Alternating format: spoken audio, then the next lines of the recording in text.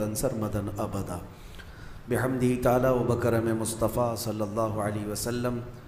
آج کی شب میں قرآن عظیم کے 7 پارے مکمل ہو چکے ہیں۔ اللہ عز و جل بقیہ قرآن عظیم کو صحیح تجوید سے پڑھنے اور آپ سب کو سماعت کرنے کی توفیق عطا فرمائے۔ آج ہم نے سورۃ الانعام کی مکمل تلاوت کی اور سورہ مائدہ کا بقیہ جو کل ہم نے باقی رکھا تھا۔ مائدہ عربی میں دسترخوان کو کہتے ہیں۔ دسترخوان کے نام سے پوری سورہ ہے، اور قرآن کی سورتوں کے جو نام رکھے گئے ہیں اس میں کوئی نہ کوئی میٹر اس طرح سے ہوگا، مضمون اس نام کا ایسا ہوگا جس کی وجہ سے پورے سورہ کا نام ہی وہ رکھ دیا جاتا ہے۔ اب مائدہ دسترخوان سورہ کا نام ہے، تو اس سورہ میں ایسے کون سے دسترخوان کا ذکر ہے؟ کون سا دسترخوان ہے؟ ایک دسترخوان کا ذکر آیا ہے جو حضرت عیسیٰ علیہ السلام کے زمانے میں۔ عیسیٰ علیہ السلام نے اللہ کریم کی بارگاہ میں ایک بار دعا کی تھی۔ قال عیسیٰ ابن مریم اللہم ربنا انزل علینا مائدۃ من السماء، اے اللہ تو آسمان سے ہمارے لیے ایک دسترخوان اتار۔ دسترخوان کا مطلب صرف جو ہے کپڑے والا نہیں ہوتا، پلاسٹک والا نہیں ہوتا۔ دسترخوان کا مطلب پورے کھانے کے ساتھ، پوری نعمتوں کے ساتھ۔ کوئی یہ نہ سمجھے کہ خالی بچھانے والا جو سفرہ ہوتا ہے دسترخوان اتنا ہی اتارا گیا تھا، نہیں، کھانے نعمت پورے کھانوں کے ساتھ۔ عیسیٰ علیہ السلام نے یہ دعا کس کے لیے کی تھی؟ اپنی امت کے لیے۔ اپنی امت کے لیے انہوں نے کیا مانگا تھا کہ اللہ آسمان سے ایک دسترخوان اتار۔ اب سنیے توجہ سے۔ اور عیسیٰ علیہ السلام نے یہ عرض کیا کہ جس دن یہ دسترخوان اترے گا وہ ہمارے اگلوں پچھلوں کے لیے عید کا دن ہوگا۔ تکون لنا عیدا لاولنا و آخرنا، ہمارے پہلے والے لوگوں کے لیے اور بعد والے لوگوں کے لیے وہ دن کیا ہوگا؟ عید کا ہوگا۔ قرآن یہ کہتا ہے اگر آسمان سے کھانے کا دسترخوان اتر جائے تو وہ عید کا دن ہو سکتا ہے، اور جس دن پوری کائنات کا آقا اور اللہ کا محبوب آئے وہ دن عید کا کیوں نہیں ہو سکتا؟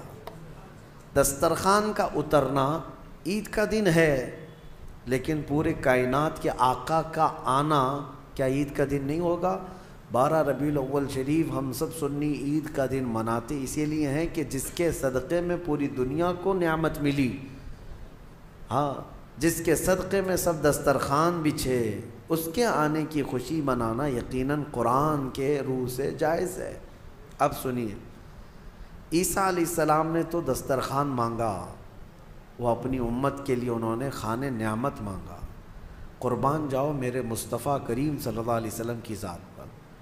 اللہ کے حبیب صلی اللہ علیہ وسلم نے، سب نبیوں نے اپنی اپنی امت کے لیے کوئی نہ کوئی چیز مانگی ہے۔ جیسے موسیٰ علیہ السلام اللہ سے یہ دعا کرتے کہ مولا میری امت کو، ایمان والوں کو فرعون کے ظلم سے نجات دے دے۔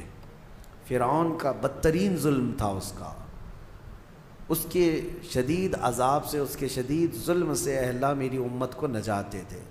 عیسیٰ علیہ السلام نے خانے نعمت مانگا، دسترخوان مانگا اپنی امت کے لیے، مگر میرے آقا صلی اللہ علیہ وسلم جب رب تعالیٰ کی بارگاہ میں اپنی امت کے لیے کچھ مانگتے تو یوں کہتے کہ مولا قیامت کے دن بخشش ان کی میرے حوالے کر دے، میری امت کی بخشش، میری امت کی معافی کا پروانہ میرے حوالے کر دے۔ اور رسول کریم صلی اللہ تعالیٰ علیہ وسلم نے اپنی امت کے لیے اتنی بڑی چیز مانگی ہے۔ دیکھیں دسترخوان مل جاتا ہمیں بھی، حضور اگر مانگتے تو کیا ہمارے لیے نہیں ملتا؟ موسیٰ علیہ السلام نے دعا کیا تھا اپنی امت کے لیے، اور جنت سے کھانے اترے تھے، من و سلوہ کھانا اترا تھا، وہ چیزیں وہ کھائے پیے، لیکن کیا آج کسی نے چکھ کر کے دیکھا من و سلوہ کیسا تھا؟ وہ ان کی امت پر اترا تھا۔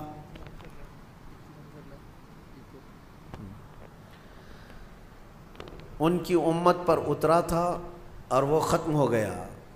لیکن جو چیز ہمیشہ کی ہے، زندگی کے بعد آخرت میں جو ہمیشہ رہنے والی چیز ہے، وہ جنت ہے ہمارے لیے، اور نبی پاک صلی اللہ علیہ وسلم نے بخشش اور ہماری مغفرت کے ساتھ ہمارے لیے جنت ہی مانگا ہے۔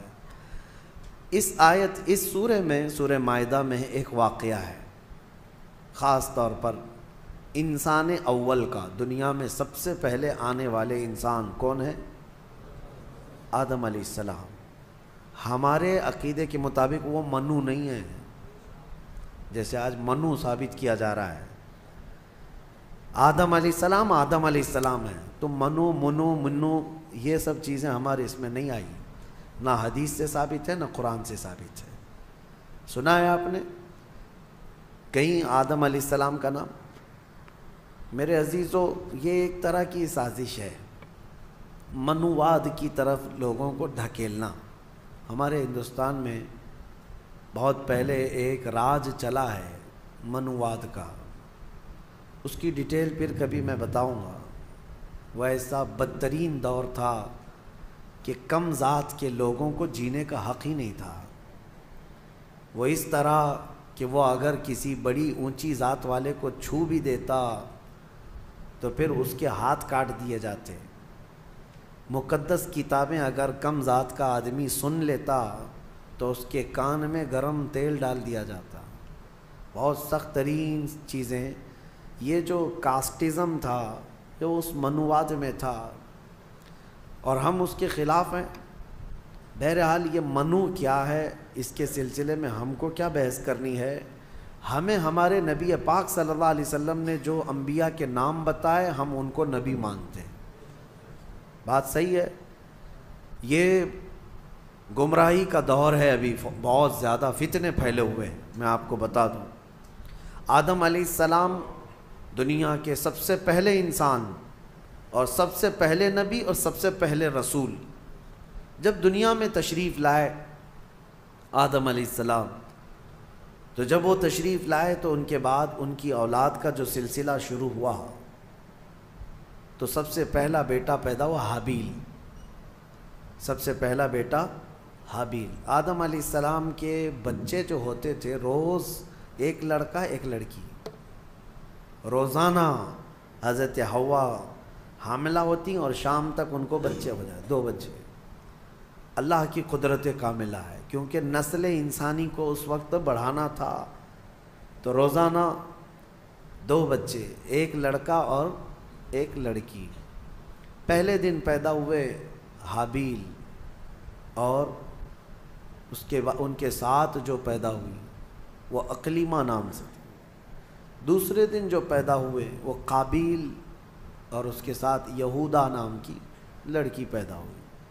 اب قانون شریعت یہ تھا آدم علیہ السلام کی امت کا، امت کون ہے؟ ان کی اولاد ہی۔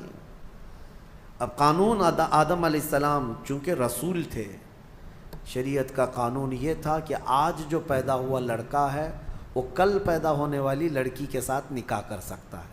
سیم ڈے والی لڑکی اس کی سگی بہن مانی جاتی، حالانکہ سب بہن ہیں، لیکن سیم ڈے جو پیدا ہوئی وہ لڑکی اور وہ لڑکا شادی نہیں کر سکتے۔ اور آدم علیہ السلام کی شریعت کا ہی یہ قانون۔ میں یہاں رک کر کے تھوڑی بات بتانا چاہوں گا۔ آج جو لڑکا پیدا ہوا ہے وہ کل جو لڑکی پیدا ہو رہی، یہ دونوں بھائی بہن ہیں یا نہیں؟ ایک ہی ماں سے ہیں اور ایک ہی باپ سے ہیں، لیکن چونکہ اس وقت کوئی آبادی ہی نہیں تھی، کوئی دوسری آبادی ہی نہیں تھی۔ شادی ہونا ہے تو انہی میں ہونا ہے، نسل پیدا ہونا ہے تو انہی میں ہونا ہے۔ یہ آدم علیہ السلام کی شریعت میں جائز تھا۔ اب کیا ہمارے لیے یہ جائز ہے کہ آج تم پیدا ہوئے اور 10 سال بعد تمہاری ماں سے دوسری لڑکی پیدا ہوئی تو اس سے تم نکاح کر سکتے ہو، چاہے 50 سال بعد پیدا ہو؟ نہیں، سگی بہن ہے تو اس سے نکاح حرام ہے۔ کل میں نے آپ کو بتایا تھا محرمات عورتیں کیا ہے۔ یہ بات میں اس لیے آپ کے سامنے رکھ رہا ہوں کہ کچھ لوگ جو اپنے آپ کو صوفی کہتے ہیں اور تصوف کا لبادہ اوڑھ کر کے ابھی ایک بہت بڑا ڈھکوسلا چل رہا ہے لوگوں میں گمراہی لانے کے لیے۔ ان کو شریعت سے کوئی مطلب نہیں ہے، وہ کہتے ہیں ہم طریقت والے ہیں، وہ معرفت والے ہیں۔ ان کے ہاں کیا ہے، ایک چیز وہ دلیل کے طور پر لاتے ہیں کہ سجدہ کرنا اپنے پیر و مرشد کو یا قبروں کو یا اولیاء کو جائز ہے۔ وہ اس لیے کہتے ہیں کہ کیا آپ کو نہیں پتہ آدم علیہ السلام کو سارے فرشتوں نے سجدہ کیا تھا؟ آدم علیہ السلام کو سجدہ کرایا گیا تھا نا، لیکن یہ انہیں فرق نہیں معلوم۔ فرشتوں کا سجدہ تھا آدم علیہ السلام کے لیے، وہ عبادت کا سجدہ نہیں تھا، وہ تعظیم کا سجدہ تھا۔ وہ کیا تھا؟ تعظیم کا۔ اور حکم کس کا تھا؟ اللہ کا تھا۔ اور پھر ان کے ہاں ایک دلیل ہے، یہ صوفی جو کہتے ہیں، گمراہ لوگوں کے بارے میں کہہ رہا ہوں، جو اوریجنل صوفی ہیں الحمدللہ وہ میرے مصطفیٰ کی شریعت کے پابند ہوتے ہیں۔ اصل صوفی دیکھنا ہو تو وہ غوث اعظم ہے، اصل صوفی سرکار غریب نواز ہے، وہ شریعت پر پورے کامل طور پر پابند تھے۔ اور ایک دلیل وہ یہ دیتے ہیں کہ یوسف علیہ السلام کو ان کے باپ اور ان کے 11 بھائی سارے لوگوں نے سجدہ کیا تھا، وہاں بھی وہ تعظیم کا سجدہ تھا۔ پہلی شریعتوں میں تعظیم کا سجدہ جائز تھا، لیکن میرے مصطفیٰ کی شریعت میں تعظیم کا سجدہ بھی جائز نہیں، تعظیم کا سجدہ بھی جائز نہیں۔ نہ کسی پیر کو، نہ کسی فقیر کو، نہ کسی ولی کو، کسی کو بھی سجدہ کرنا جائز نہیں ہے۔ میں ان کو الزامی جواب کے طور پر یہ کہتا ہوں، جو لوگ کہتے ہیں آدم علیہ السلام کو کیا سجدہ نہیں کیا گیا تھا، تو آدم علیہ السلام کی شریعت پہ چل رہے ہو یا محمد الرسول اللہ کی شریعت پہ چل رہے ہو؟ اگر آدم علیہ السلام کی شریعت پہ چل رہے ہو تو ان کے ہاں بہن سے نکاح بھی جائز تھا، کیا تم کر سکتے ہو؟ شریعت منسوخ ہو جاتی ہے، ایک نبی کے جانے کے بعد دوسرے نبی آئے، ان کی شریعت الگ ہو گئی، لیکن میرے نبی کے آنے کے بعد پچھلی تمام شریعتیں ختم ہو گئی۔ اب جو بھی چلے گی وہ کیا ہے؟ آئی نئی حکومت، سکہ نیا چلے گا، اور نبی کریم صلی اللہ علیہ وسلم کی شریعت، حتیٰ کہ قیامت کے قریب عیسیٰ علیہ السلام بھی تشریف لائیں گے تو فرمایا گیا وہ شریعت مصطفیٰ کے مطابق عمل کریں گے، وہ اپنی شریعت لے کر نہیں آئیں گے۔ حالانکہ عیسیٰ علیہ السلام نبی بھی ہیں، رسول بھی ہیں، ان کے زمانے میں ان کی شریعت تھی، لیکن قیامت کے قریب اب عیسیٰ علیہ السلام آئیں گے تو کس کی شریعت پر عمل کریں گے؟ ہمارے نبی پاک صلی اللہ علیہ وسلم۔ اب سنیے، آدم علیہ السلام کے بڑے بیٹے حابیل اور قابیل کا واقعہ اس میں آیا ہے۔ کیا واقعہ ہے؟ ہوا یہ کہ حابیل کے ساتھ جو لڑکی پیدا ہوئی ان کے ساتھ نکاح نہیں جائز تھا۔ دوسرے دن جو لڑکی پیدا ہوئی یہودا، اس کے ساتھ حابیل کا نکاح ہونا تھا، اور قابیل جو دوسرے دن والا ہے اس کا نکاح پہلے دن والی لڑکی سے ہونا تھا۔ لیکن مسئلہ یہ تھا کہ قابیل کو یعنی چھوٹے بھائی کو اپنے ساتھ جو پیدا ہوئی وہ لڑکی زیادہ پسند تھی، وہ خوبصورت بھی زیادہ تھی، وہ لڑکی زیادہ خوبصورت تھی، اور اسے اپنے ساتھ پیدا ہوئی لڑکی سے ہی شادی کرنا تھا۔ آدم علیہ السلام نے منع فرما دیا کہ اللہ کا حکم ہے تم اس سے نکاح نہیں کر سکتے، اس لیے کہ یہ تمہاری سگی بہن ہے۔ دنیا میں سب سے پہلا فتنہ عورت کی وجہ سے ہوا، سب سے پہلا فتنہ، دونوں بھائیوں میں شدید اختلاف پیدا ہو گیا۔ حابیل اور قابیل میں اتنا شدید اختلاف پیدا ہوا کہ ایک لڑکی سے نکاح کرنا ہے، شادی کرنا ہے۔ اس شادی کے چکر میں دونوں کا جھگڑا بھی ہوا، یہاں تک کہ آدم علیہ السلام نے حکم دیا دونوں کو کہ تم دونوں ایک ایک قربانی کرو جانور، اور کھلے میدان میں لا کر کے اپنی اپنی قربانی رکھو، جس کی قربانی قبول ہو گئی وہ حق پر ہے۔ اور قبول ہونے کا طریقہ کیا ہے؟ آسمان سے کوئی چیز آئے گی اور جس کی قبول ہے وہ قربانی اٹھا کر لے جائے گی۔ یہ واقعہ بھی قرآن پاک میں موجود ہے۔ تو دونوں نے ایک ایک قربانی کی، حابیل نے بھی اور قابیل نے بھی۔ دیکھیں فیصلہ اب یہ سیدھے اللہ کی طرف سے آنا ہے۔ دونوں نے کھلے میدان میں اپنی قربانی کو ڈال دیا، جو ذبح کیا تھا انہوں نے۔ تھوڑی دیر کے بعد آسمان سے ایک آگ آئی، اور حابیل جو بڑے بیٹے کی قربانی تھی اس کو آگ اٹھا کر آسمان میں غائب ہو گئی، وہ اس کی قربانی غائب ہو گئی۔ اب یہ واضح علامت تھی کہ حابیل حق پر ہے، اور اللہ کا قانون بھی یہی ہے، لیکن قابیل کو نہ ماننا تھا، نہیں مانا۔ عورت کی محبت دل میں ایسی رچ بس گئی تھی کہ وہ اس حقیقی نشانی کو دیکھنے کے بعد بھی وہ نہ مانا، کہا کہ میں نہیں مانوں گا۔ آدم علیہ السلام نے بہت سمجھایا کہ حد سے نہ بڑھو، اللہ تبارک و تعالی حد سے بڑھنے والوں کو پسند نہیں کرتا۔ پھر ہوا یہ کہ آدم علیہ السلام حج پہ چلے گئے، حج پہ چلے گئے، خانہ کعبہ کی زیارت کے لیے اللہ کا حکم ہوا، آدم علیہ السلام چلے گئے۔ اب یہ واقعہ کہاں پیش آیا تھا، اس میں تاریخ میں الگ الگ باتیں آتی ہیں، لیکن بہت سارے علماء کا کہنا ہے کہ یہ واقعہ ہندوستان میں ہی پیش آیا تھا، کیونکہ آدم علیہ السلام کی سرزمین جو ہے، سب سے پہلے جو جنت سے آپ اترے سرندی پہاڑ جو سری لنکا پہ ہے، تاریخی روایات یہ بتاتی ہیں آدم علیہ السلام وہاں اتارے گئے تھے۔ سری لنکا کوئی الگ کنٹری نہیں تھی، وہ انڈیا میں ہندوستان میں تھا، اور اسی سے پتہ چلتا ہے کہ پورا ہندوستان ہمارے باپ کا ہے۔ حقیقت ہے یا نہیں؟ سب کے باپ کا ہے، آدم علیہ السلام ہمارے باپ ہیں، پوری دنیا کے باپ ہیں۔ تو یہ واقعہ جب پیش آیا، آدم علیہ السلام جب حج پہ چلے گئے تو اب دونوں کے درمیان جو لڑکی کو لے کر اختلاف تھا وہ کیا ہوا، کہاں تک چل گیا۔ اب شیطان آیا، سب سے پہلے انسانوں کو بہکانے اور ورغلانے کا جو چیلنج کر کے آیا تھا اللہ کی بارگاہ سے۔ اللہ تعالیٰ نے اس کو آدم علیہ السلام کو سجدہ نہ کرنے کی وجہ سے مردود کر دیا تھا، نکال دیا تھا، اور اس نے اللہ کو یہ چیلنج کیا تھا کہ آدم کی جتنی اولاد پیدا ہوگی سب کو میں گمراہ کروں گا، کبھی ان کے سامنے سے، کبھی بائیں سے، کبھی دائیں سے، کبھی پیچھے سے آ کر میں ان کو بہکاؤں گا، تیرے سیدھے راستے پر کسی کو چلنے نہیں دوں گا۔ یہ اللہ سے اس نے چیلنج کیا تھا، اور اللہ نے فرمایا جا تجھے قیامت تک کی عمر دیتا ہوں، قیامت تک کی تجھے عمر ہے، جتنی کوشش کر سکتا ہے کر۔ لیکن رب تعالیٰ نے فرمایا میرے کچھ مخلص بندے ایسے ہوں گے جن پر تیرا داؤ نہیں چل سکے گا۔ اللہ ہمیں ان مخلص بندوں میں شمار فرمایا۔ شیطان پہلی مرتبہ آیا، دونوں بھائیوں کے بیچ میں دیکھا لڑکی کو لے کر کے اختلاف ہے، تو یہاں آگ لگانا اب اس کا کام تھا۔ اس نے آ کر کے قابیل کو کہا تیرے لیے اچھا سا راستہ میں کیوں نہ بتاؤں، تیرے حق میں وہ لڑکی اچھی ہے، تجھے کرنا ہی چاہیے تھا، تیرا باپ بھی مخالف ہے، تیرا بڑا بھائی بھی مخالف ہے، لہذا ایک کام کر، اس تیرے بڑے بھائی کو دنیا سے ہی ختم کر دے، راستہ صاف ہو جائے گا۔ اس وقت تک ابھی موت نہیں معلوم کسی کو، پیدا تو ہوئے تھے لیکن موت ابھی تک کسی کی نہیں آئی ہے، نہ ہی مرنا معلوم نہ ہی مارنا معلوم تھا۔ تو قابیل کو آ کر کے ابلیس نے، شیطان نے طریقہ بتایا۔ قابیل نے پوچھا میرے بھائی کو اگر ہمیشہ کے لیے میں راستے سے ہٹانا چاہوں تو کیا کرنا ہے؟ تو ابلیس نے ایک بہت بڑا پتھر اٹھا کر کے دکھایا، کہا کہ اس طرح پتھر اٹھاؤ اور اس کے سر پر مار دو۔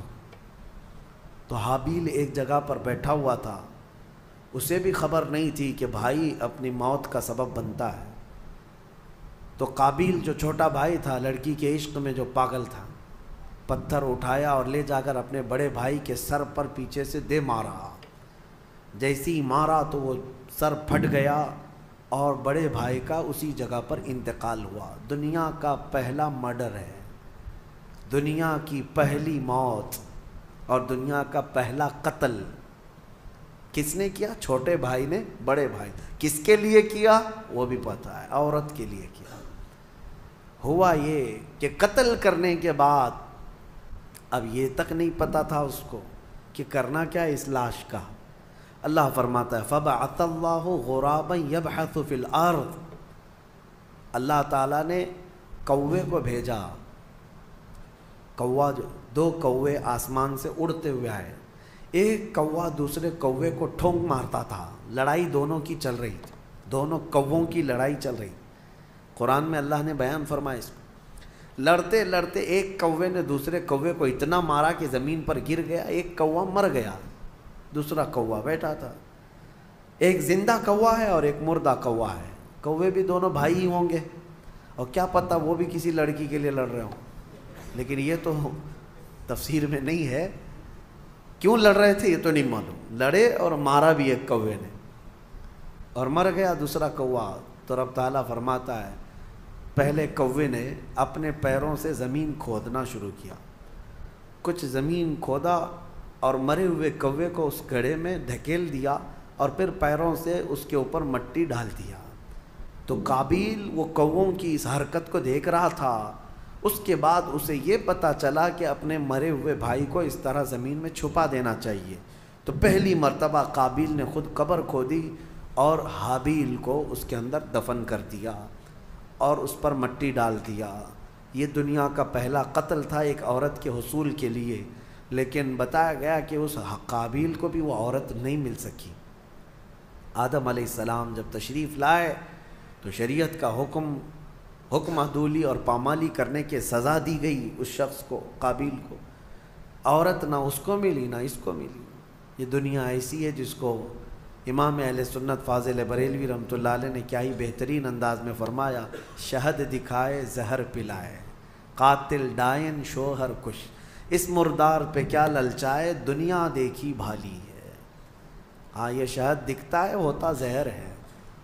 اب اس کے بعد آیت جو آئی ہے وہ ہمارے لیے سب سے بڑی عبرت کی آیت ہے۔ رب تعالیٰ فرماتا ہے من اجل ذالک کتبنا علی بنی اسرائیل، اسی وجہ سے اللہ فرماتا ہم نے یہ لکھ دیا کہ جس نے کسی ایک جان کو قتل کیا، ایک جان کو قتل کیا، اللہ فرماتا ہے فَكَأَنَّمَا قَتَلَ النَّاسَ جَمِيعًا، گویا کہ اس نے پورے انسانوں کا قتل کیا، پورے انسانوں کا قتل کیا۔ وَمَنْ أَحْيَاهَا فَكَأَنَّمَا أَحْيَا النَّاسَ جَمِيعًا، اور جس نے کسی ایک جان کو بچایا گویا کہ اس نے پورے انسانوں کو بچایا۔ یہ اللہ کا قانون ہے، جس نے ایک قتل کیا اس نے پورے انسانوں کا قتل کیا۔ اب یہاں سے قیامت تک جتنے مرڈر ہوں گے، قتل ہوں گے، ان سب قتل اور مرڈر کا گناہ اس قابیل کو دیا جائے گا جس نے سب سے پہلا قتل دنیا میں کیا۔ لیکن کوئی یہ نہ سمجھے کہ اس کو نہیں ملے گا، سب قابیل پہ جائے گا۔ ہاں یہ سوچ کر کے مرڈر شروع ہو جائے۔ قتل کرنے کا گناہ خود کا گناہ تو ہے ہی، لیکن اتنا بڑا گناہ اس کو بھی دیا جائے گا جو فرسٹ ٹائم شروع کیا ہے۔ اور اسی قاعدے کے مطابق کوئی بھی برا کام تم شروع کر رہے ہو، یاد رکھو اگر اس کی پیروی کرتے دوسرے لوگ بھی وہ گناہ میں ملوث ہوئے، ان سب کے گناہ کا بوجھ بھی تمہارے اوپر ڈالا جائے گا۔ ہو سکے تو کوئی نیا کام اچھا شروع کر دو تاکہ اس کی فالو کرتے کرتے لوگ ان کی نیکیاں تم تک آتی رہیں قیامت تک۔ کوئی برا کام تم نے، بہت سارے لوگ فیشن شروع کرتے ہیں، ان کو ایسا لگتا ہے کہ یہ میرا فیشن ہے، ایک نیا فیشن۔ گناہ کو اگر فیشن شروع کیا، نیکی کو فیشن بناؤ۔ اگر اس کی کوئی اقتدا کر لیا تو اس کا ثواب تمہیں ہے۔ مثال کے طور پر نماز میں، نماز کے بعد ہم تسبیح پڑھنا شروع کر دی، سبحان اللہ و بحمدہ سبحان اللہ العظیم، لوگ اس کو نقل کرتے رہے۔ جس نے بھی جہاں پر بھی شروع کیا، جب تک پڑھا جاتا رہے گا شروع کرنے والے کو اس کا ثواب ملتا رہے گا۔ آپ نماز کے بعد سلام شروع کر دیے، برسوں تک اگر میرے آقا کی بارگاہ میں لوگ اسی پر نقل کرتے ہوئے سلام پڑھتے رہے تو اس نئے کام کی ابتدا کرنے کا ثواب تو ہے ہی، لیکن جتنے لوگ اس نیک کام پر عمل کرتے رہیں گے ان سب کا ثواب بھی آپ کو دیا جائے گا، اور عمل کرنے والوں کے ثواب میں بھی کوئی کمی نہیں ہوگی۔ اسی طرح گناہ کا مسئلہ ہے کہ اگر تم نے نیا کام شروع کیا، پینٹ پھاڑ کر کے پہنو، سطر دکھا کر کے گھومو، کانوں میں بالیاں پہن لو، ہاتھوں میں چوڑیاں پہن لو، اور تھوڑی لمبی چوٹی لگا کر کے، مردوں کی بات کر رہا ہوں، نوجوان، اور یہ سمجھتے ہیں کہ ایک نیا فیشن ہے۔ یہ کون سا فیشن ہے کہ نہ مرد نظر آ رہا ہے نہ عورت نظر آ رہا ہے۔ اگر اس طرح کی حرکت کر کے کوئی نیا فیشن سمجھتا ہے گناہ کو، اور اس کا دیکھا دیکھی جتنے لوگ اس پر عمل کرتے رہیں گے ان سب کا گناہ اس کے اوپر ہوگا۔ شروعات میں اپنی جانب سے کوئی ایسی چیز نہ لاؤ، اللہ ہم سب کی حفاظت فرمائے۔ اس پر ایک نفیس بات میں گفتگو کر کے آگے بڑھ جاتا ہوں۔ مولا علی کرم اللہ وجہہ الکریم کی بارگاہ میں ایک مقدمہ آیا تھا، اس آیت کو یاد رکھیا، جس نے ایک آدمی کا قتل کیا گویا کہ اس نے سارے انسانوں کا قتل کیا، اور جس نے ایک آدمی کی جان بچائی اس نے سارے انسانوں کی جان بچائی۔ ایک مقدمہ آیا تھا حضرت علی کے بارگاہ میں۔ ہوا کیا تھا، ایک آدمی کا مرڈر ہو گیا، قتل ہو گیا۔ اب جہاں لاش پڑی ہوئی ہے وہاں پر سے فوجی گزر رہے تھے، پولیس اس زمانے کی حضرت علی کرم اللہ وجہہ الکریم کی گزر رہے تھے، لاش پڑی ہوئی ہے، خون میں لت پت ہے۔ اسی وقت اتفاق سے ایک آدمی وہیں جھاڑیوں کے پاس تھا جو چاقو اٹھایا ہوا تھا اور اس کے ہاتھ میں خون لگا ہوا تھا۔ فوراً پولیس نے اس کو پکڑ لیا، ایک آدمی کا قتل کیا۔ وہ چلاتا رہا میں قاتل نہیں ہوں، میں قاتل نہیں ہوں، میں نے نہیں مارا ہے۔ کہا کون مارا ہے؟ لاش پڑی ہوئی ہے، چاقو تیرے ہاتھ میں، خون تیرے ہاتھ میں لگا ہوا ہے، پکڑ کر کے لے کر کے آئے۔ اور پھر مولا علی کرم اللہ وجہہ الکریم کی بارگاہ میں پیش کیا گیا، اور یہی پولیس والوں نے گواہی دی کہ ہم نے اس کو دیکھا ہے، جائے واردات پر یہی تھا، قتل کی جگہ پر یہی تھا، اور کوئی نہیں تھا، اور چھری بھی اس کے ہی ہاتھ میں تھی، چاقو اس کے ہاتھ میں تھی، اور لاش تر و تازہ تھی۔ اب اس سے کہا گیا تیرے پاس کوئی ثبوت، کوئی دلیل ہے کہ تو نے قتل نہیں کیا؟ کہا میں کیا بتاؤں، کوئی کیسے بتاؤں؟ اس کو صفائی دینے کے لیے موقع دیا گیا، لیکن وہ اپنی صفائی میں کھرا نہیں اترا، تو حضرت علی نے فیصلہ فرمایا کہ قتل کی سزا قتل ہے، اسلام میں ایک جان کے بدلے پھر جان دینا پڑے گا، قتل قصاص ہے، حکم دیا گیا کہ اس کا بھی قتل ہوگا، اس نے ایک جان کا قتل کیا ہے۔ وہ کھڑا تھا، اب اس کو سزا کے لیے، موت کی سزا کے لیے لے جایا جا رہا تھا، اتنے ہی میں عدالت میں ایک شخص بھاگتا ہوا آیا، دوڑتا ہوا آیا، کہا امیر المومنین اس شخص کو چھوڑ دیں، وہ بے گناہ ہے، وہ مجرم نہیں ہے۔ کہا کیسے تجھے پتا؟ کہا جو مقتول ہے، جو لاش ہے، جو پڑی ہوئی آپ کو ملی ہے، اس کا قاتل میں ہوں، میں نے قتل کیا، میرے سے اس کے معاملات تھے، رنجش تھی، میں نے قتل کیا ہے۔ لیکن میں نے جب دیکھا اس کو کہ یہ بیچارہ ناحق مارا جائے گا تو میرا دل نہیں رہا نہیں گیا مجھ سے، میں حاضر ہو گیا، میں اقرار جرم کرتا ہوں، اس کی جان چھوڑ دیجیے۔ تو اس کو چھوڑ دیا گیا، ابھی اس کو پکڑ لیا گیا، جو نیا قاتل آیا ہے، اقراری مجرم ہے۔ اب اس کو سزا دی گئی کہ اب اس کو جو ہے قتل کی سزا ہوگی، کہ یہ حقیقت میں یہ مجرم تھا۔ اس وقت مولا حسین اور مولا امام حسن رضی اللہ تعالیٰ بچپن میں تھے یا جوانی میں تھے، بارگاہ حیدر کرار میں وہ بھی بیٹھے رہتے تھے۔ امام حسن مجتبیٰ کھڑے ہوئے، کہا بابا جان آپ نے فیصلہ پہلے والے کے بھی قتل کا سنایا تھا، دوسرے والے کی بھی قتل کا، اس کی بھی موت کی سزا، اس کو معاف کرنا چاہیے دوسرے والے کو۔ کہا کیسے؟ کہا آپ سزا کس آیت کے تحت سنا رہے ہیں؟ کوئی آیت ہوگی نا قرآن میں، قانون کیا ہے؟ فرمایا من قتل نفسا بغیر نفس، ایک جان کو جس نے قتل کیا اس نے انسانیت کا قتل کیا ہے، لہذا اس کو قتل کیا جائے گا۔ تو پھر حضرت امام حسن نے کہا یہ جو حقیقی مجرم ہے، یہ آیت کے دوسرے حصے پر بھی تو آتی ہے ومن احیاہا فکأنما احیا الناس جميعا، جس نے کسی ایک جان کو بچایا اس نے پوری کائنات کو بچایا۔ اگر یہ نہ آتا تو وہ ناحق مارا جاتا، پہلا والا یہ آیا اور اس کی جان کو بچایا ہے اس نے، تو بچانے کا انعام بھی تو اس کو ہونا چاہیے۔ تو اس کو بچانے کے عوض میں پھر اس کو معاف کرنے کا پروانہ دیا گیا، لیکن جو مقتول تھا اس کے گھر والوں کو بلایا گیا کہ کیا تم اس قاتل کو معاف کرتے ہو؟ تو دیت لے کر کے، جو معاوضہ ہوتا تھا وہ لے کر کے گھر والوں نے بھی اس کو معاف کیا۔ میرے عزیزو، یہ آیت آج پوری دنیا جانتی ہے، قرآن میں موجود ہے۔ ہم مصر میں تھے پڑھنے کے زمانے میں، اس آیت کو دہرا رہا تھا امریکی پریسیڈنٹ اس وقت اوباما، وہاں پر آیا ہوا اور وہ یہ آیت کو بار بار پڑھ رہا تھا اور بتا رہا تھا کہ اسلام میں یہ ہے کہ ایک قتل جس نے کیا گویا کہ پوری انسانیت کا قتل کیا، اور جس نے ایک آدمی کو بچایا اس نے پوری کائنات کو بچایا۔ وہ بڑے بھاشن تھے، لیکن ہم یہ سوچ رہے تھے جو اسلام کی اتنی باریکی کو جانتے ہیں اور پھر دہشت گردی کا لیبل اسلام کے اوپر تھوپتے کیوں ہیں؟ جس دین نے یہ فرمایا ایک قتل بھی ناحق جائز نہیں، اس دین کے اوپر اتنا بڑا بلیم کہ یہ قتل کا آرڈر دیتا ہے، لوگوں کو مارنے کا حکم دیتا ہے، میرے عزیزو آج بھی ہندوستان میں یہی پروپیگنڈا پھیلایا جا رہا ہے کہ قرآن میں ایسی آیتیں ہیں جس میں کافروں کو مارنے کے لیے آئی ہیں. ہاں آئی ہیں, میں انکار نہیں کرتا, آئی ہیں.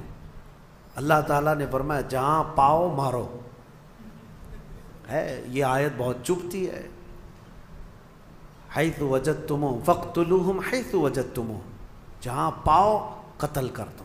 اب اس کو سن کر کے پڑھ کر کے لوگوں کو وہ لگتا ہے کہ قرآن میں قتل کرنے کا حکم آیا, قتل کرنے کا حکم آیا. اتنا واویلا مچاتے ہیں, اتنا ڈھنڈورا پیٹتے ہیں. میں آپ کو بتاؤں, آپ اس چیز کو مذاق میں مت لیں. میں اگرچہ آپ کے ساتھ مذاق میں کہہ رہا ہوں, لیکن آیت حقیقت میں ہے اور آج بھی ہے. قرآن میں ہے, ہم نے تلاوت کیا, دوسرے پارے میں موجود ہے آیت. لیکن ایک لاجک آپ سے بھی اور ان سے بھی پوچھتا ہوں, دماغ میں آنے والی بات ہے. نماز کیوں پڑھتے ہیں؟ قرآن نے کیا کہا؟ اقیموا الصلاۃ, نماز قائم کرو. پوری دنیا کے مسلمان نماز پڑھ رہے ہیں کہ نہیں پڑھ رہے؟ کیوں؟ قرآن میں جو آیا مسلمان پریکٹیکلی اس پر عمل کرتے ہیں. قرآن میں خالی لکھنے کے لیے نہیں آیا, مسلمان اس پر عمل کرتے ہیں. اور پوری دنیا جانتی ہے سب سے زیادہ پریکٹیکل اپنے دین پر کوئی مذہب کے لوگ کرتے ہیں تو صرف مسلمان کرتے ہیں. سب سے زیادہ پریکٹیکلی جو ہے لائف کسی کی ہے ریلیجیس جس کو کہتے ہیں, وہ مسلمان ہیں پوری دنیا میں. باقی سب کے وہاں لکھے ہوئے بہت کچھ ہیں لیکن زندگی میں نہیں ہے. نماز پڑھنے کا حکم ہے, ہم نماز پڑھتے ہیں. زکوٰۃ دینے کا حکم ہے, ہم زکوٰۃ دیتے ہیں, ہے نا. حج کرنے کا حکم ہے, ہم حج کرتے ہیں. روزہ رکھنے کا حکم آیا, ہر سال رکھتے ہیں کہ نہیں. تو قتل کرنے کا حکم آیا, 1400 سال سے قتل کیوں نہیں کرتے؟ کیا جہاں مسلمانوں کی حکومت ہے مار رہے ہیں, قتل کر رہے ہیں. اور ان پاکھنڈیوں کو سوچنا چاہیے, اس ملک پہ 700 سال تک ہمارا راج رہا ہے. اگر اس آیت پر عمل کیے ہوتے تو ایک کیڑا بھی نہیں بچتا. اس آیت پر اگر عمل کیے ہوتے تو کوئی ایک مچھر اور ایک کیڑا بھی نہیں بچتا. انہیں سمجھنا چاہیے کہ اس کا ایک بیک گراؤنڈ ہے اس آیت کا, کس وقت نازل ہوئی, کس کے لیے نازل ہوئی, اور اس کو لا کر کے سب جگہ تھوپتے رہتے ہیں. میرے عزیزو, یہ ان کفار و مشرکین کے لیے تھا جنہوں نے صحابہ اکرام کا جینا دوبھر کر دیا تھا. اب میں آپ سے ان سے ایک سوال کرتا ہوں, ہمارے ملک میں کوئی دشمن ملک کا نام سنتے ہی ان کے دماغ میں ایک ہی ملک آتا ہے بہرحال, اور دہشت گرد بھی, آتنکواد بھی وہیں کے ہوتے ہیں ان کے حساب سے. اگر 4 آتنکوادی گھس کر کے آ گئے ہیں میرے اپنے اس دیش میں, آپ کے ملک میں, اور وہ سڑکوں پر دندناتے ہوئے گھوم رہے ہیں, تو یہاں کی جو عدالت عالیہ ہے, ہائی کورٹ ہو, اوپر کی عدالت, وہ کیا آرڈر جاری کرے گی پولیس کو؟ جہاں پاؤ انکاؤنٹر کرو, جہاں پاؤ. کیوں؟ دیش دروہی ہیں, ملک کو نقصان پہنچا سکتے ہیں, یہاں کے باشندوں کو بم سے اڑا سکتے ہیں. تو ایسے خطرناک ڈینجر لوگ اگر ملک میں داخل ہو گئے تو کامن سی بات ہے, ہر ملک والا یہی آرڈر جاری کرے گا کہ یہ جہاں نظر آئیں ان کو مار ڈالو, شوٹ کرو, وہاں اسپاٹ پہ شوٹ کرو. یہ آج کرنا جائز ہے, اور اسلام میں جو حکم آیا تھا اسی نہج پر تھا کہ مکہ سے صحابہ کو, رسول پاک صلی اللہ علیہ وسلم کو گھر بار سب چھوڑ کر کے جانا پڑا. ان ظالموں کو یہ نہیں معلوم کہ میرے آقا نے 3 سال تک پتے کھائے مکہ میں. مکہ والوں نے ایسا بائیکاٹ کر کے رکھا تھا, سلام کلام ہر چیز بند, تجارت لین دین سب بند تھا حضور پاک پر. چمڑے پانی میں ابال کر کے کھائے 3 سال تک. یہ ظلم کیا. کیا وہ سب انہیں نہیں پتا کہ بلال حبشی کو انگاروں میں سلاتے تھے, یہ پیر میں رسی باندھ کر کے سڑکوں پر کھینچتے تھے. حضرت خباب بن الارت کو, خبیب ابن عدی کو مسلح کر دیا تھا, ہونٹ کاٹے تھے, ناک کاٹے تھے, کان کاٹے تھے, آنکھوں میں گرم سلائیاں پھیری تھی, ناخنوں کو پکڑ سے کھینچا تھا. یہ دہشت گردی نہیں ہے؟ اور ایسے حالات میں جب رسول پاک ہجرت کر کے مدینے چلے گئے تو یہ ظالم وہاں پر بھی جانے لگے، کہاں؟ مدینے کو بھی اجاڑنے کے لیے۔ اب بتاؤ اللہ کا حکم نہیں آئے گا کہ ایسے آتنکوادی جب بھی مدینے میں آئیں پکڑو ان کو؟ اور کیا کرنا چاہیے؟ یہ انصاف ہے یا عدل کا تقاضا ہے؟ آج بھی میرے ملک کی اگر حفاظت کی بات پوچھے گا مجھ سے کوئی، میں یہی کہوں گا کوئی دشمن ملک کا آتنکوادی اور یہاں میرے ملک کو نقصان پہنچانے کے لیے آئے گا، بغیر سوچے سمجھے ہم آرڈر جاری کرتے ہیں اگر ہمارے پاس پاور ہوگا۔ ہاں، اور دوسری بات، اس آیت کو یہ لوگ لے کر کے بہت واویلا مچاتے ہیں، کافروں کو مارنا ہے، کافروں کو مارنا ہے، قرآن میں لکھا ہے، قرآن میں لکھا ہے۔ یہ کس کے لیے حکم ہے؟ ہر مسلمان کے لیے نہیں ہے۔ جو صاحب اختیار، جو پاور والا ہے، جو سزا دینے کے اختیارات جس کو ہیں، اس کو حکم دیا گیا۔ چوری کرنے پر قرآن میں ہاتھ کاٹنے کی بھی سزا ہے، لیکن یہ نہیں ہے کہ ہمارے گھر میں چور رات میں پکڑا گیا اور میں چاقو لے کے رات میں ہی کاٹ ڈالوں، یہ نہیں ہے۔ اسلامی حکومت بھی ہے تو چور کو پکڑو اور لے جاؤ حاکم کے پاس پیش کرو، حاکم پھر سزا دے گا، یہ نہیں کہ ہر گھر والے چاقو لے کے بیٹھے رہے۔ تو اسلام میں سزا دینے کے بھی جو احکام ہیں وہ حکام سے ریلیٹڈ ہیں، جو صاحب اختیار ہے وہ سزا دیں گے۔ تو بہرحال آپ اس بات کو سمجھیں، بہت مرتبہ میں نے اس کا کلیریفیکیشن دیا ہے کہ قرآن میں جو آیتیں آئی ہیں وہ قتل کے لیے ان کا ایک بیک گراؤنڈ ہے، ان کا ایک پس منظر ہے، وہ ایک خاص وقت کے لیے ہوئی تھی، اس وقت کے کیا حالات تھے، یہ سب پڑھنا چاہیے، پھر قرآن پر انگلی اٹھاؤ۔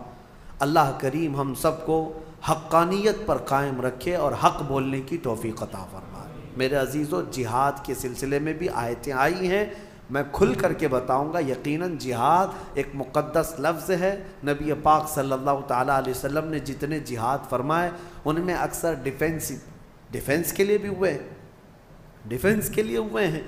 اور کچھ لوگ یہ اعتراض کرتے ہیں کہ انہوں نے زبردستی جو کلمہ نہیں پڑھتا تھا اس کو جا کے مارتے تھے، نہیں، نبی پاک صلی اللہ تعالیٰ علیہ وسلم نے ایسا حکم نہیں فرمایا، اور نہ ہی پوری دنیا کے مسلمانوں کو یہ حکم دیا گیا۔ آج مجھے آپ یہ بتائیں، ہندوستان میں ابھی یہ کہتے ہیں ابھی تمہارا پاور نہیں اس لیے مارتے نہیں ہو، اور پھر جو پاور تھا 700 سال تک تب کیا یہاں کے ہر مندر کو توڑ دیا گیا؟ کیا یہاں کے سارے ہندوؤں کو ختم کیا گیا؟ آج بھی میجورٹی ہندوؤں کی ہے، ہر زمانے میں رہی ہے، اس زمانے میں بھی تھی۔ ہاں، کچھ مندر اگر ٹوٹے ہیں، کچھ مسجد بھی ٹوٹے ہیں، لیکن وہ جنگوں میں آپسی معاملات میں ہو سکتا ہے، ورنہ 1000 سال پرانے مندر بھی آج ہندوستان میں موجود ہیں۔ 1000 سال پرانی جن کی تاریخ ہے وہ آج بھی موجود ہیں۔ بنگال کی سرزمین میں، ہمارے کرناٹک میں جائیں، 800 سال پرانے مندر موجود ہیں۔ ان مندروں کے ساتھ چھیڑ چھاڑ نہیں کیا گیا تھا جب یہاں پر اسلامی حکومت تھی۔ میرے عزیزو، اسلام اس بات کا حکم نہیں دیتا۔ سیدنا عمر فاروق رضی اللہ تعالیٰ عنہ جب بیت المقدس فتح ہوا تو خود چل کر کے گئے تھے۔ میں آپ کو بتاؤں، بیت المقدس میں پہلی اذان ہوئی، نماز ہوئی، وہاں آج بھی ایک گرجا گھر، ایک چرچ ہے بیت المقدس سے قریب، کیونکہ عیسائیوں کی حکومت تھی، عیسائیوں سے مسلمانوں کے ہاتھ میں آئی بیت المقدس۔ تو جب حضرت عمر گئے تو عیسائیوں نے ریکویسٹ یہ کیا، خلیفۃ رسول اللہ امیر المومنین آئے ہیں، سب دیکھنے کے لیے آ گئے تھے حضرت عمر کو، نام تو سنا تھا۔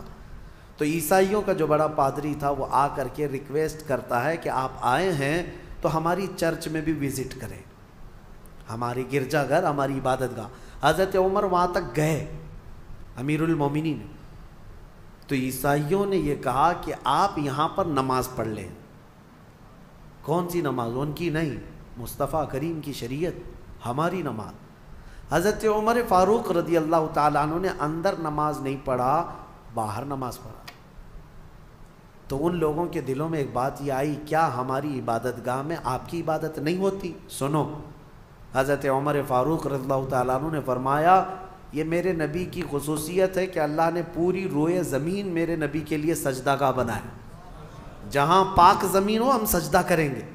لیکن مسئلہ یہ ہے، دور اندیشی حکمت حضرت عمر کی یہ تھی، فرماتے ہیں اگر میں یہاں نماز پڑھ لوں تو آج کو تو چل جائے گا، بعد میں آنے والے لوگ اس کو میری عبادت گاہ اور میری سجدہ گاہ کے طور پر تمہاری گرجا گھر کو توڑ دیں گے، تمہارے چرچ کو ختم کر دیا جائے گا اور یہ محراب عمر بن جائے گا۔ اور یقیناً بنتا، جہاں حضرت عمر نماز پڑھے ہوں اس کو کیوں نہیں امت برکت کا سبب سمجھتی، محراب عمر بن جاتی۔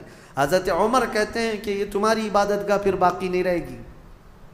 تو جن کے اندر اتنی وسعت ظرفی ہے، اتنا کشادہ دل ہے، ان کو آج کہا جاتا ہے کہ سب چیزیں توڑ دی گئیں۔ جو چیزیں ٹوٹی ہیں اس کی تاریخ لے کر کے آؤ، انشاءاللہ اس کے بعد ہم بات کریں گے۔ اسلام عدل و مساوات کے ساتھ، امن کے ساتھ پھیلا ہے۔ اللہ کریم ہم سب کو اسی دین پر زندہ رکھے اور اسی دین پر ہمارا خاتمہ بالخیر فرمائے۔ اور اس میں سورہ مائدہ اور سورہ انعام کی جو ہم نے آج تلاوت کی، ایک آیت میں پڑھتا ہوں 7ویں پارے کی، کیونکہ اس کا حق باقی رہ جائے۔ اللہ تبارک و تعالیٰ نے اس میں فرمایا فَلَمَّا نَسُوا مَا ذُكِّرُوا بِهِ فَتَحْنَا عَلَيْهِمْ أَبْوَابَ كُلِّ شَيْءٍ۔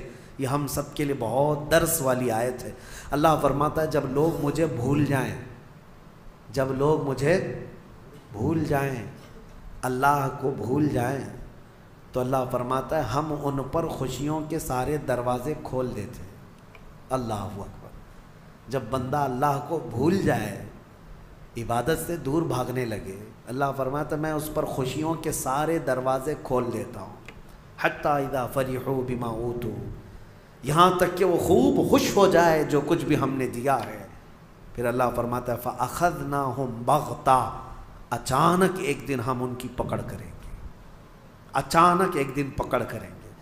جب زیادہ خوشیاں آنے لگ جائیں تو یہ بھی ڈرو کہ کہیں اللہ نے مجھے ڈھیل تو نہیں دے دیا، میرے گناہوں کی وجہ سے مجھے مہلت تو نہیں دے دیا۔ اس بات سے خوف کریں، ڈریں۔ اور جو لوگ یہ کہتے ہیں کہ ہمیشہ خوشیاں ہی خوشیاں ہونی چاہیے، ایسی بھی چیز مت مانگو۔ دنیا قید خانہ ہے، دنیا قید خانہ، حقیقی خوشیاں تو ہماری جنت میں رکھی ہیں۔ لیکن اس آیت کو سمجھو، اللہ فرما رہا ہے جب لوگ بھول جائیں تو اللہ ساری خوشیوں کے دروازے کھول دیتا ہے۔ اور جو دوسروں کو آج خوش دیکھ رہے ہیں کہ وہ کفار ہیں، مشرکین ہیں، ایک نماز نہیں پڑھتے، بڑی بڑی بلڈنگوں میں رہتے ہیں، تو میاں ان سے تم مرعوب مت ہونا، ان کی جنت یہی ہے۔ ان کے لیے ساری خوشیوں کے دروازے اللہ نے کشادہ کر رکھا ہے۔